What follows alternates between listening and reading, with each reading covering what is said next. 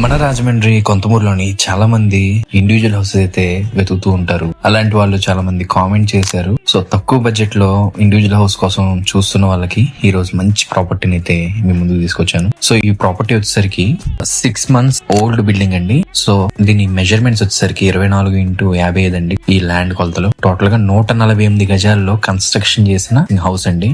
So east facing కూడా మనకి గుమ్మం ఇచ్చారు. సో ఈస్ట్ ఫేసింగ్ నుంచి లోపలికి వెళ్తే ఒక బెడ్రూమ్ ఉంటుంది. మెయిన్ గా నార్త్ ఎంట్రన్స్ అండి.